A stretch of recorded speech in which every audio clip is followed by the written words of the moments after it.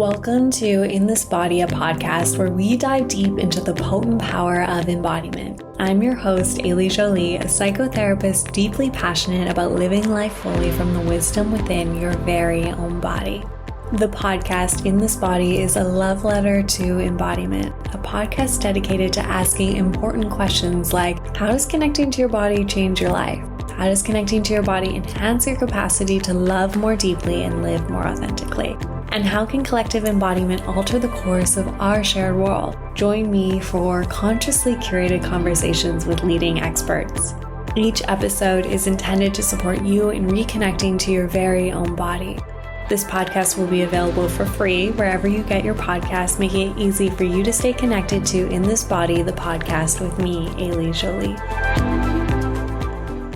Welcome back to In This Body. I'm Ailey Jolie, and today I'm with Courtney Smith, an executive coach, Enneagram expert, and co-author with Elise Lowen on the workbook Choosing Wholeness Over Goodness, a process for reclaiming your full self.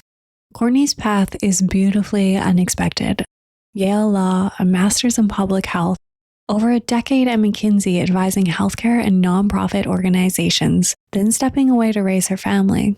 During that pause, she began examining the assumptions, habits, and patterns running her life, which led her into the deep study of the Enneagram with renowned teacher Russ Hudson, trainings with the Conscious Leadership Group, the Alexander Technique, and the work of Byron Katie. What makes Courtney's work so compelling is how she integrates the mystical with the pragmatic, the analytic with the somatic.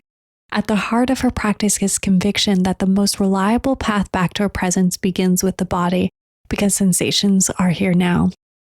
Today, we're exploring how fear shapes our choices without us realizing it, the drama triangle and how it keeps us stuck, and what it actually means to choose wholeness over the relentless pursuit of goodness. I hope you enjoy this episode of In This Body with me, Ailey Jolie.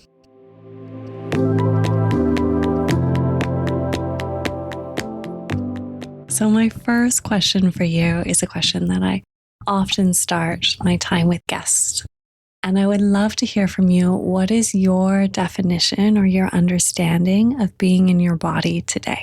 When I think about what it means to be in your body or to inhabit your body, the first thing that I think about is, would I be willing to be curious, aware, and welcoming of any sensations I'm experiencing? And would I be willing to let my attention go there? Which doesn't mean it's the only thing my attention goes to, but I am committed to at least some portion of my attention tracking the sensations that are flowing through my body with curiosity, acceptance, and profound trust that those sensations serve me.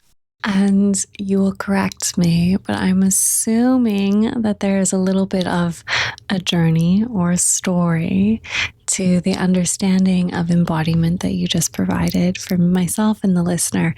And I know that you have a history of academia and working in a very intense corporate sector, I would say. And I would love for you to just share the pieces that you feel are resonant for the listener to get to know you and to understand not only your perspective of embodiment, but the work that you offer the world today. It is true that my professional experience begins in what I would call a very heady space, where I was a lawyer by training. I worked at a management consulting firm. I really gravitated toward fields and a way of being in the world that was heavily analytical, a lot of linear thinking, a lot of deep dose of skepticism, and really trying to figure out how things work. Really a baked-in assumption that the way we figure out how things work and the way we figure out what to do next is something that can be answered through a heady way of knowing, breaking it down, investigating it, looking at it from every angle, doing research, pumping up against it to check its validity. And that really was a dominant way of being for me, really the bulk of my life. And I got a lot of feedback that was a great way of being. That's what I got hired to do for the different companies that I worked for. And it really, really, really served me well. And eventually I took a little bit of time off to have children. And when I did that, I was staying at home and I had two small little ones. and eventually came to the realization that that wasn't the right way for me to be in the world. And when I mean right, it's interesting to talk about it in the context of the body, not congruent with what lit this body up. And as part of that realization and needing to take responsibility for that and figuring out what I wanted to do next, I really embarked on a whole bunch of personal transformation work and a bunch of different tools, a bunch of different teachers. And one of the modalities that I became exposed to and obsessed with is this personality tool called the Enneagram. And the Enneagram can be looked at a lot of different ways. It's most accessible in the way that it's kind of commonly understood is it's a personality typology tool that roughly categorizes people into one of 9 different types. So that's the way we sort of think about it now. Like if you were to Google what is the Enneagram, you might end up at Truity or, Personality Cafe or something like that. And they would take you through a free test and you could figure out what type you are. That's one way of interfacing with the Enneagram. At the same time, a lot of the threads and inputs that go into that personality system are actually rooted in very, very old spiritual traditions in the West about what it means to be a human being. When you start to study and interact with the Enneagram, not just at a typology level, but what were some of these scholars, deep thinkers whose ideas informed the Enneagram, they were really wrestling with what it means to be human and why we're here. What is unique? What are some of the fundamental challenges about being human? And over here, how I would understand it, one of the fundamental challenges of being human is to both be a creature of animal and spirit, right? To be a bridge that's operating in both worlds. We tend to think of ourselves as either an animal body or a spiritual body, and we find tension between the two of those. One of the big foundational assumptions of the Enneagram, not just at a personality level, but at a deeper level, is part of being human is to reconcile these two aspects of ourself. And as I was beginning to think about that, and actually not just think about that at an intellectual level, but begin to look at where were those ideas showing up in my life, both in good ways and maladaptive ways. One thing that began to happen for me is you begin to relate to your body differently. From the perspective of the Enneagram, personality is a set of tools and strategies that we use to help get our needs met. But by definition, when we start to pre-baked assumptions of how we're going to show up in the world, by definition, we actually take ourselves out of presence because we now have rigid set expectations of how we're going to be rather than letting our way of being emerge. And so regardless of what type you are and what personality you start out with, one of the core tools that I work with myself and I offer my clients is if we want to be present and we actually believe there's value in being present, how do I do that? And over here, my learning came to be that the most reliable path back to presence begins with the body because sensations are here now. And when we look at feelings or thoughts, feelings and thoughts are often generated by things that happened long ago or things that we imagine may or may not happen. And so they're actually not a reliable channel back to what is happening right now.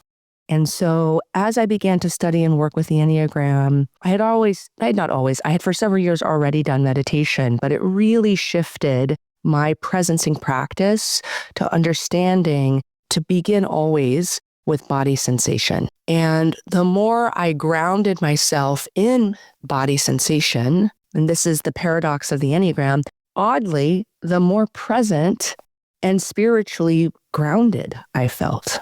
And so rather than animal and spirit being in opposition to one another, the more I was willing to be with my actual bodily sensations and to trust that they were a reliable path or conduit to the present, the more grounded and in my body I felt, the more I became available for all the other things that are in the present moment that have a spiritual quality.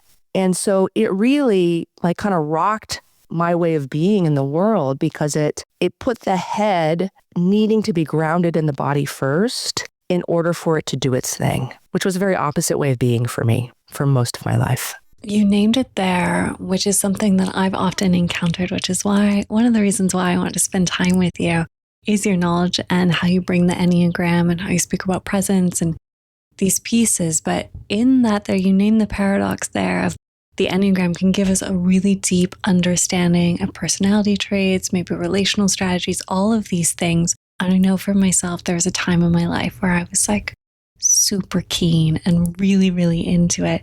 But I know for me and some of the clients that I've worked with, I also used all that information as like a beautiful way of bypassing any of the stuff inside. I was like, well, I know that I will act this way and I will be attracted to these types of people and I shall struggle here. So like, I don't need to sit with the sensations because I have this.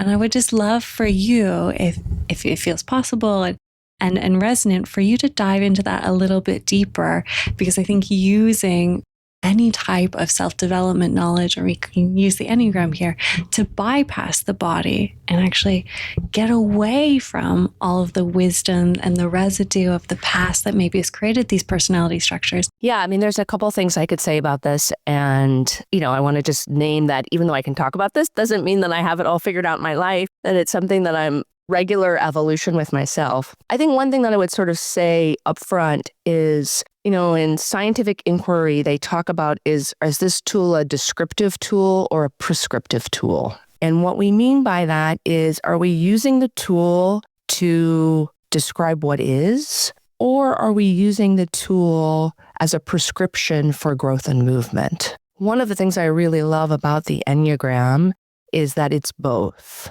It is both designed to help you see what's really going on in service of growth and evolution.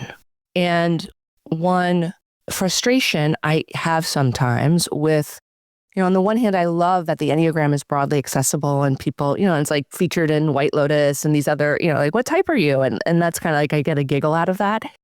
And at the same time, when we touch into the system in a more superficial way, that's a fine place to start. But if we leave it there, often the tool can be weaponized to validate and justify and rationalize, to just keep doing even more. I see you, keep doing even more of what you do. And that would be using the tool in a descriptive way. And I want to argue that if you look at the antecedent texts and the objectives and the inquiries of the people, the founding individuals that really contribute to the tradition of the Enneagram, it has always been in service of evolution, awakening, emergence. And so it is holding the Enneagram as a tool for describing and helping me see who I am is really just the first step in a bigger game. And understandably, that gets lost when, you Google what the Enneagram is or you ask ChatGPT. And so that's one of the big things that I like to talk with people about when I work with them, to make sure they're up for that, but also because some people have been turned off by the system because their broader exposure has been to it being weaponized. That's one of the things I like to do, is help people see there's another way of holding it and using it. And this is a larger sociocultural question. So we can dip in as much as you like, but you named it there of like there being an engagement with the superficial. I think this extends out into a larger realm of even personal development or embodiment work or therapy. There's like a curiosity to maybe learn some of the language. We scratch the surface.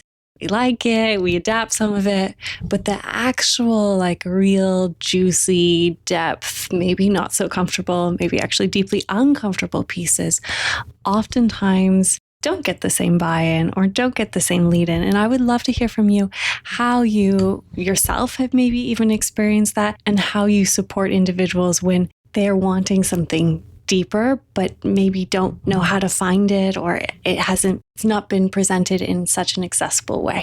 Yeah. So I'm going to say what emerged, like as I sit in my body and I'm grounded in my sensations and I'm, looking at your lovely face and experiencing the attunement between the two of us, like I'm just going to say what arises to my mind in this now moment. Many of my teachers, Diana Chapman is a really good friend and collaborator and one of my early teachers. And she really stands for the idea that many, many people start down the path of waking up and stop. And she really wants to honor the intelligence of that. Because over here, one of the things that I would say is that when we enter this world as little people, we start out in presence. We start out in the present moment. That's all we know how to do, actually.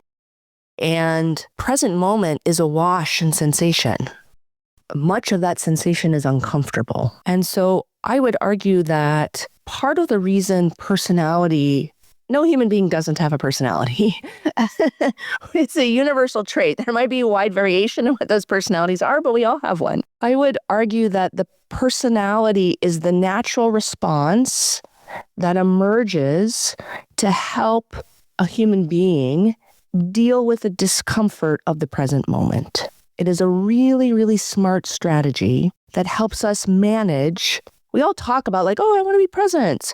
Do you actually? Are you willing actually to be present? Because it's really uncomfortable at times, profoundly uncomfortable. So because the personality arises to deal with the overwhelming discomfort of the present moment that happens at times, no matter what personality you are, there is a way of managing discomfort that is baked into it. And so when we talk about growth, whether we use the Enneagram or any other tool for personal development, we are talking about peeling away strategies that in some ways have served us because they've helped us get to where we are, but we're typically experiencing other forms of suffering or cost or pain because of those strategies that's causing us to want to undo them. And typically we kind of want our cake and eat it too. It's like, well, I want the ways that this strategy works for me, but I'm also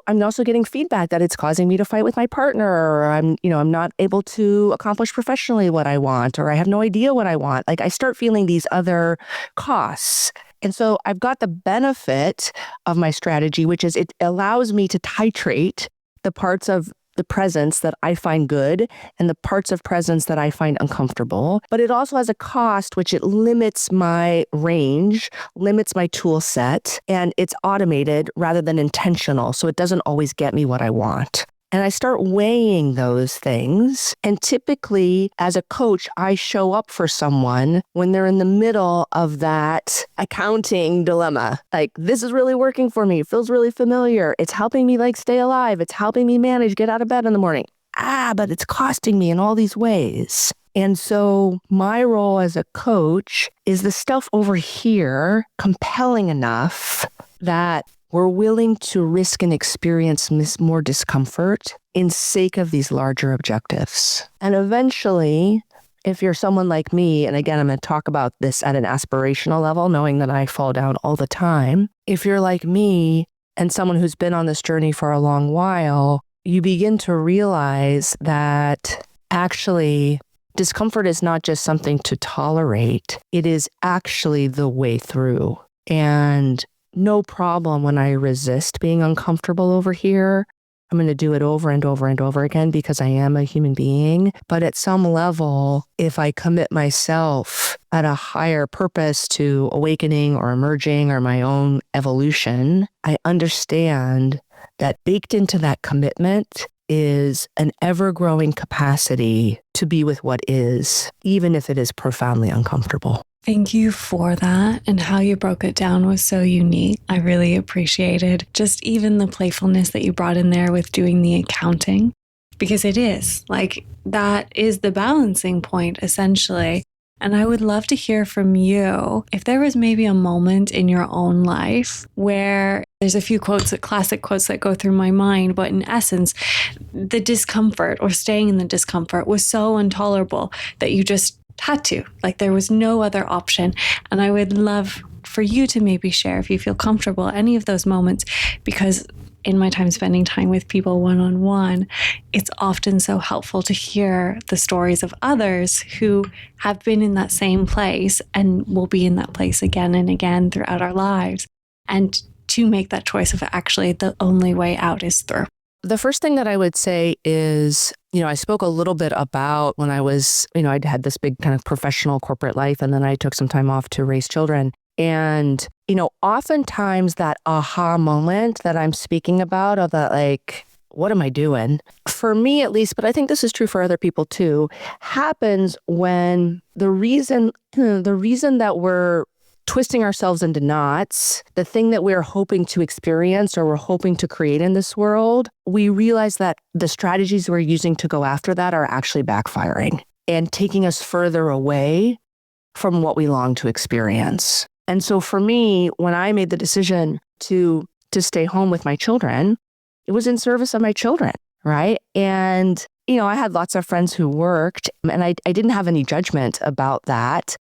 But I did have at least some internal judgment that I hadn't fully explored, because I did make a choice. What would be best for my children is for me to stop working. And what would be best for my marriage would be for me to stop working so that someone can be dedicated to these children and take care of their needs. I really made that in service of my marriage and in service of my family. I'm going to stop working. And lo and behold, what I discovered is in order to do that, I was denying a lot of parts of me that actually didn't want to do other stuff in this world. And I was stuffing them down, and I was prioritizing the needs of others over my own. That leaked out very counterproductive ways in terms of how I began to interact with my husband and how I began to interact with my children.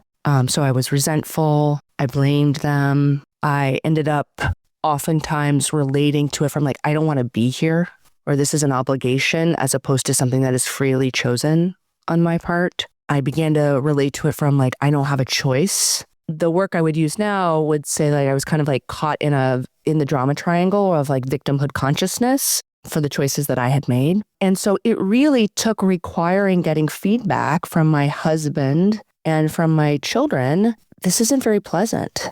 You say you're doing this for the sake of the family and for the sake of your marriage, but the reality is that you are putting your family and marriage at risk because of your lack of willingness to focus on what really you want and what makes you come alive and what makes you happy to be here, which is still being a mom and is still being a wife, but just on very different terms. And so it really took that confronting, I'm getting in my own way, in a really big way for me to begin to embark on some of this work. Thank you so much for the piece of your history that you shared, because it opens up so many threads for me to ask questions around what is such a common socialization pattern of like, I'm going to take my needs like very, very last and provide to everyone else around me.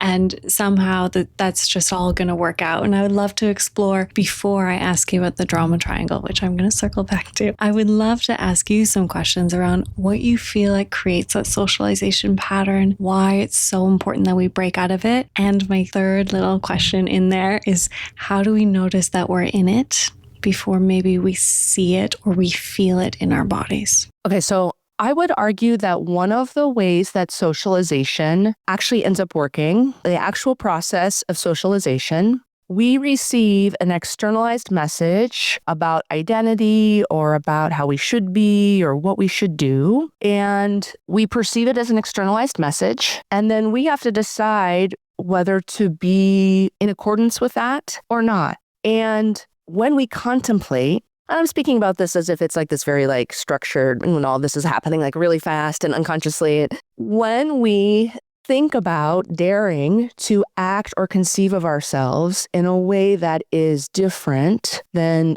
externally received messages, when we contemplate deviating like that, fear is going to arise. I teach and have learned that there are three broad buckets of fears. There's fear of loss of security, fear of loss of approval, and fear of loss of control. the experience of fear in the body is profoundly uncomfortable. So this is a great example of, to connect it to what I was talking about earlier, I'm in the present moment. I've got this external message, good girls don't get angry. I'm feeling in the present moment a ton of anger, actually. What do I do about that? I can go into the anger, but I can feel fear now arising in my body about the loss of approval I might risk if I do something that is out of alignment with what I've been told. I can feel a loss of security that people might abandon me or something bad might happen to me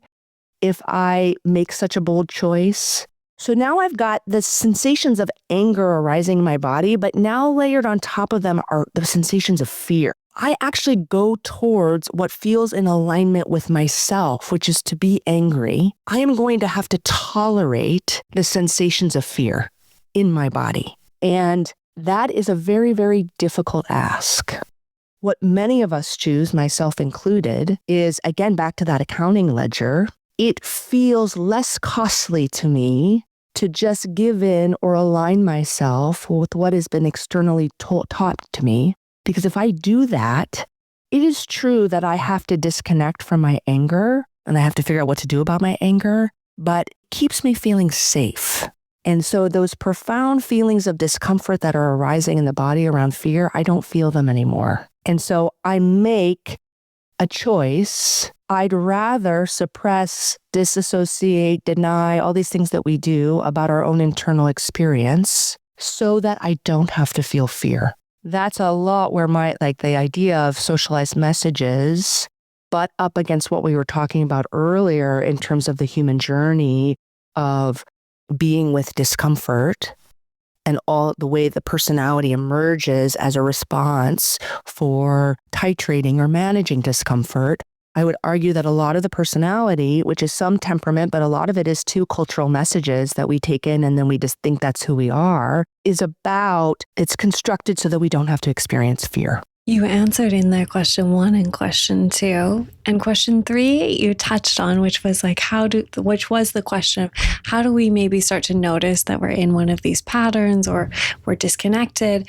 And I know for myself, and it might be the same for you, it might be totally different. I'm not attached. One of the ways that I've been able to begin to notice more in the moment, because a lot of the stuff that we're speaking about is happening so quickly, it's so unconscious, it's sub-perceptual, is knowing the cultural narratives and really educating myself around the scripts that have been socialized. What are the external demands? What are the cultures I'm in?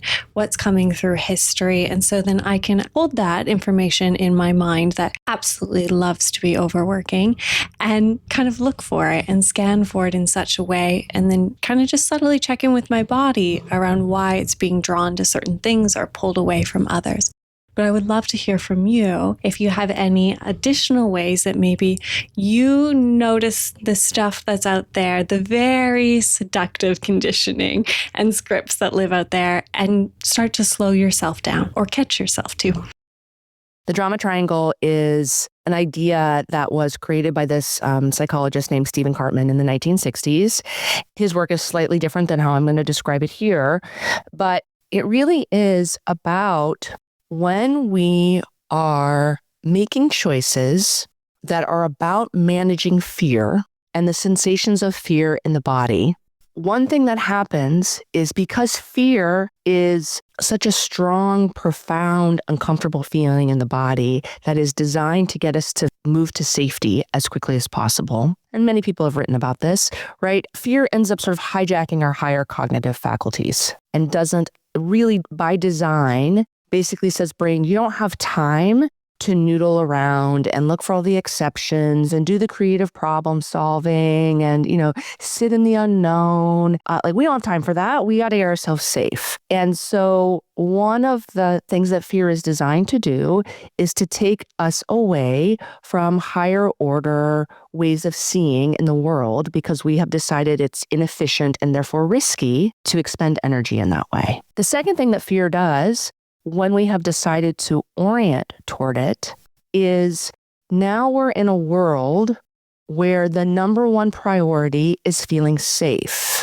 And so by definition, safety, which again is loss of security, loss of approval, or loss of control.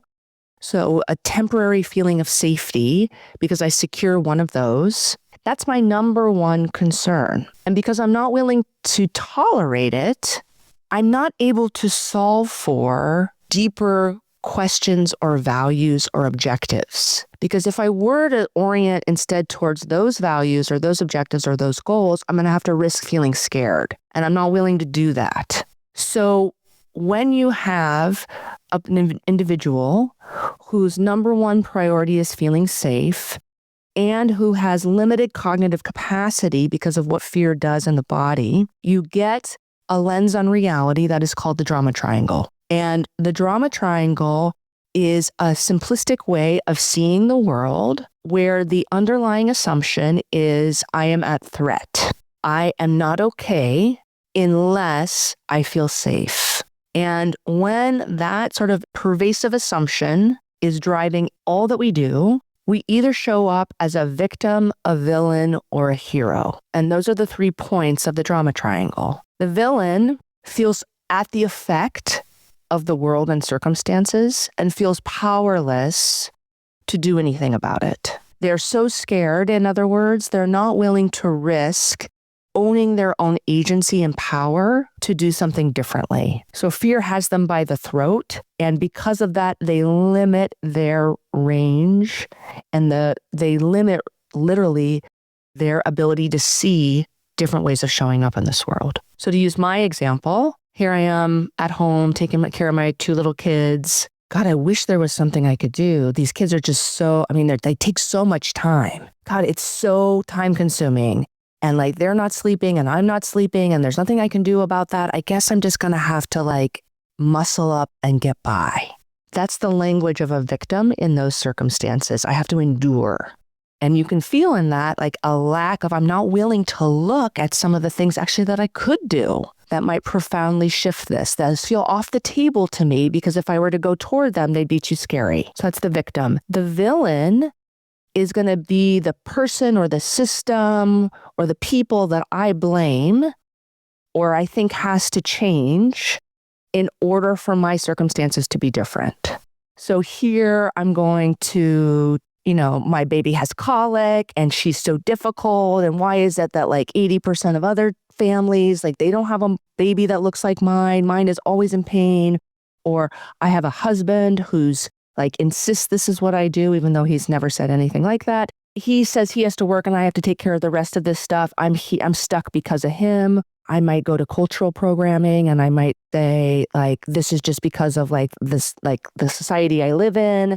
There has to be a whole shift at the patriarchy before I can come out of my own little marital familial box that I've put myself in. The whole patriarchy has to shift before I'm willing to do that. And so I blame someone outside of myself. I have a lot of conviction or certainty that you're the problem. And then the hero is about, rather than letting the pressure of my choices of orienting around fear build up so that then I say, I can't do this anymore. There is actually more that I can do.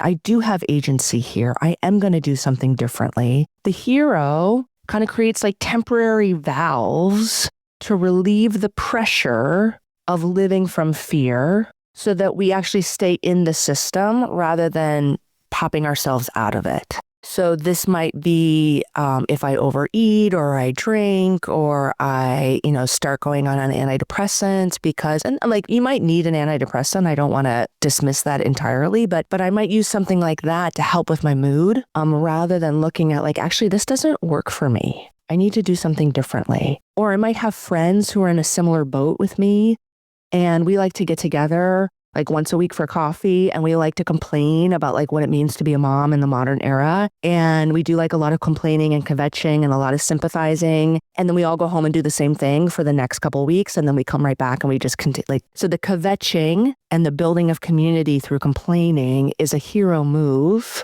that is relieving pressure so that I can continue to run a system that's built on fear. And so to answer your question, because exactly as you described, all of these systems are happening very quickly and we've been doing them for our whole lifetime and are really built, like they have enabled us to survive. And they, by definition, they're automated. It's very, very difficult to catch them live. So one of my favorite tools with my clients, but also with myself, is to look at the behaviors of what would a hero do, what would a victim do, what would a villain do in these situations. And is any of that language or way of being creeping into me?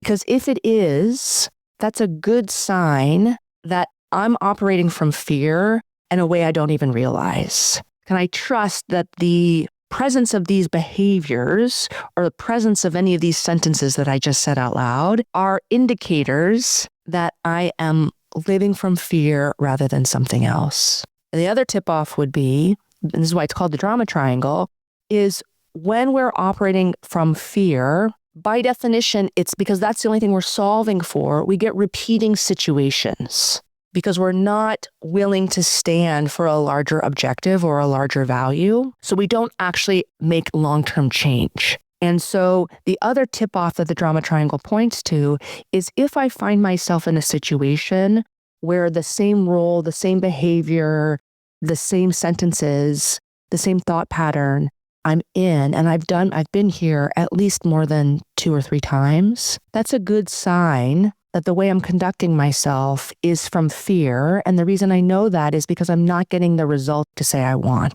And the reason I'm not getting the results that I purport to say I want is because I'm not willing to risk being with discomfort the discomfort of fear specifically, in order to really go after those things. When you're working with a client, how do you support them in staying out of the spiral of fear if we acknowledge that right now in the world, for very real and not imagined reasons, there's a lot to be afraid of? Great question. So the first thing is, we kind of went back to like, what does it mean to be in your body? It's to be curious, aware, attuned, and welcoming to whatever sensations are arising.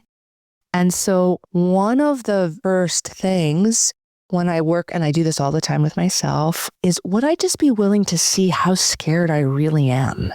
And would I be willing to actually move toward the sensations of fear in the body rather than finding them so uncomfortable that I do everything I can to not be with them?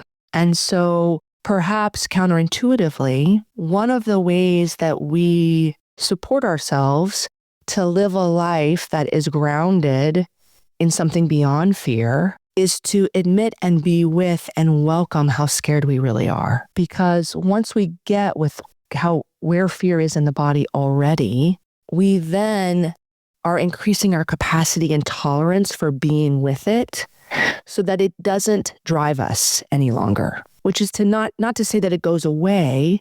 It just, because of our increased capacity to be with it, we no longer orient our lives around it. And so that's a lot of my support with myself and with clients is, can we just how scared you are? Of course you're scared. Can we be with that? Can we exaggerate the sensations of that in the body? Can we honor the intelligence of that? And then can we be with that so that we don't need to make it go away?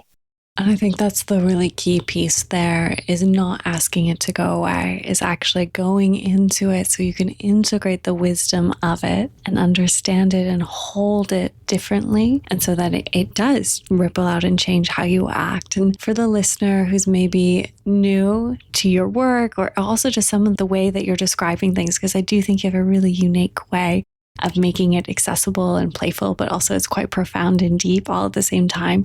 So for the listener who's new to your work, curious about maybe what is running them, maybe it is fear, maybe it's some of that socialization we've spoken about, maybe it's a great avoidance of discomfort. Not that I know any of these things, of course.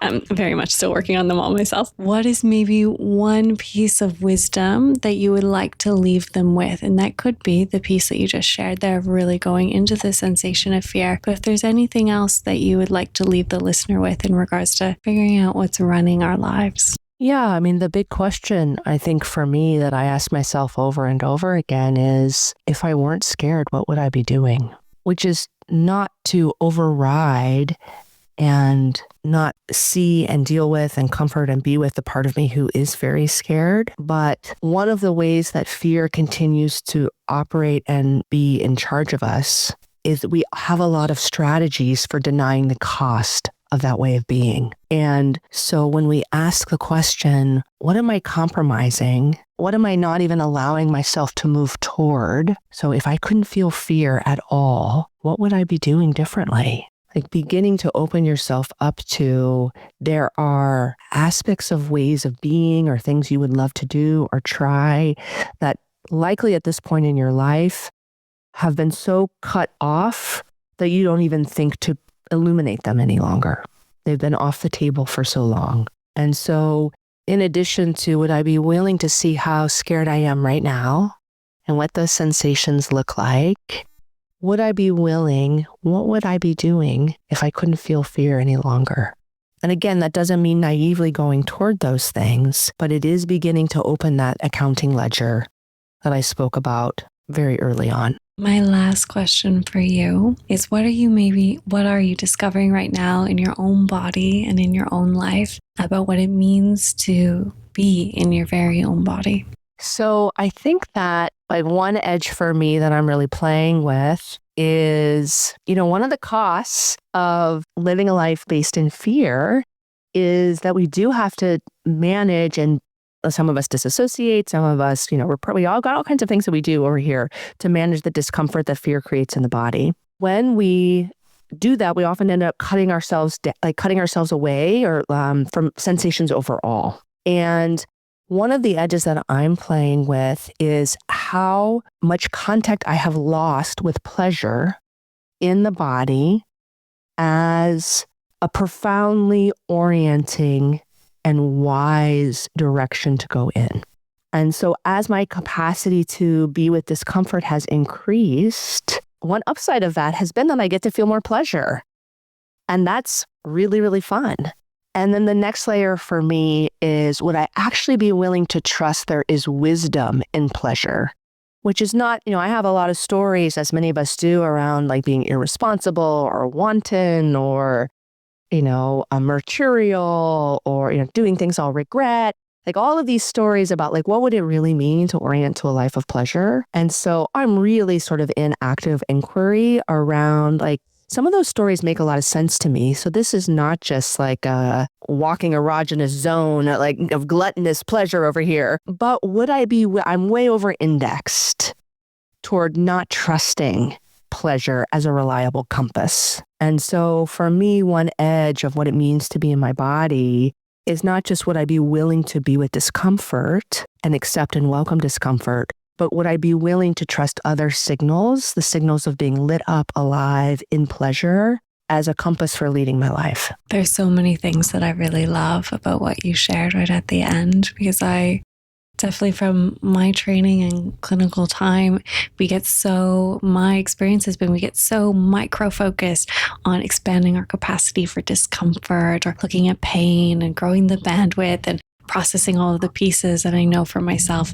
when I was studying global mental health at Harvard, I looked around and had this moment and I was like, these are amazing clinicians. And I'm so grateful to be in this room and probably be 30 years younger than absolutely everyone in here. And not one of you looks like you're living in delight. And I need to figure this out quickly because I am in absolute awe of what all of you have done in the room.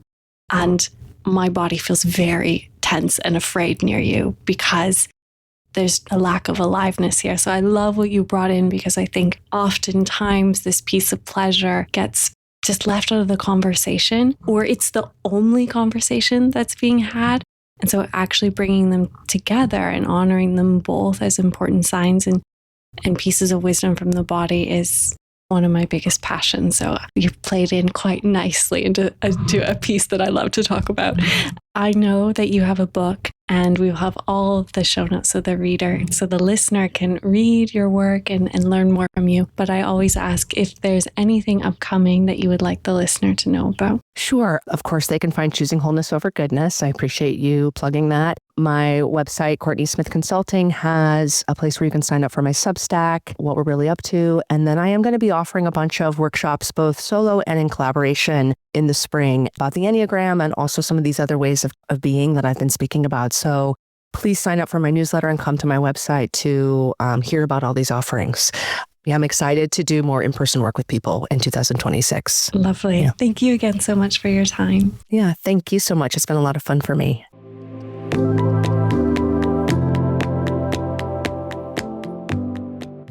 What stays with me from this conversation is Courtney's reframe of discomfort, not as something to push through or manage away, but as the actual doorway and that question she keeps returning to. What would I be doing if I couldn't feel fear?